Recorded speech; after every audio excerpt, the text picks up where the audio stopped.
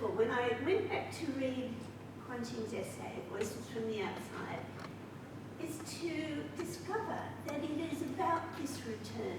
It's a counter-diasporic argument in that he begins the essay, first of all, flamboyantly saying, I am walking away from Anglocentric, Eurocentric cultural studies. The next paragraph says, well, I really can't.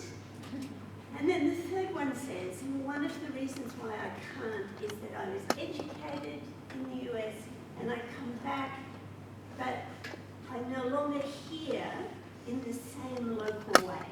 So it's a problem about the person who returns to their native local after many years of engagement somewhere else.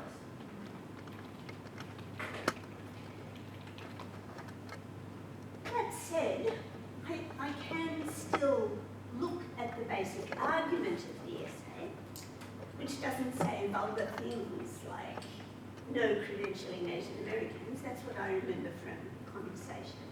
The text puts forward an argument about three terms: local, transnational, and international. Now this term, internationalist localism,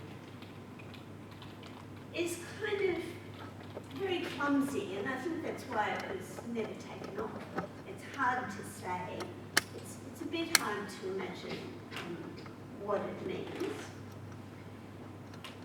But already in the early sketch for a project, three things are quite clear. First of all, the word local is not referring to a matter of scale. The local is not necessarily small and not necessarily opposed to the universal or the general.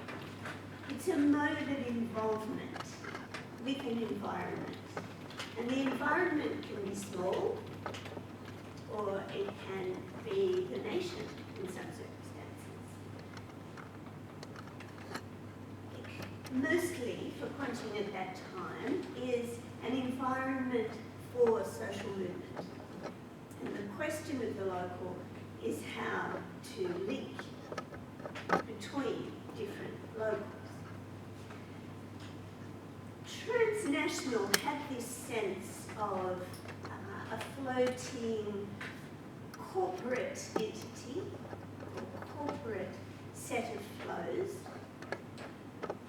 And there was a very turgid, long and ill-humoured debate between Chen Kuan-Hsing, Ian on the one hand, and Ian Ang and John Stratton on the other in 1996.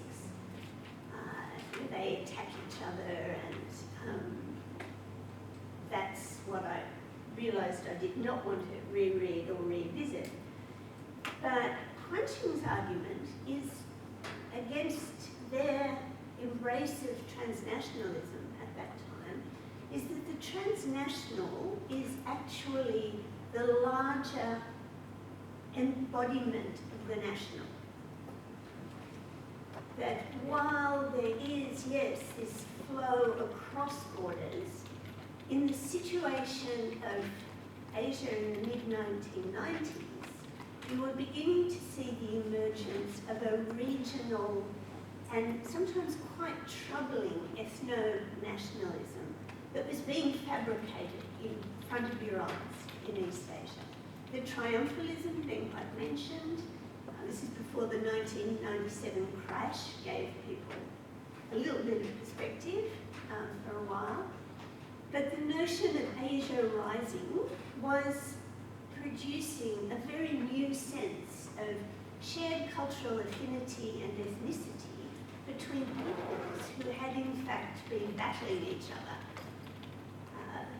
for decades, if not centuries.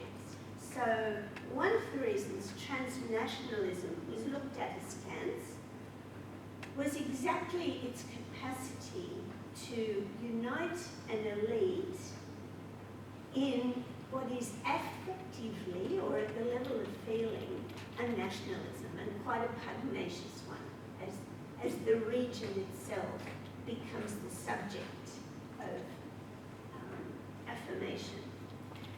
International he liked because without centering on the nation, it safeguards a practical sense of its reality.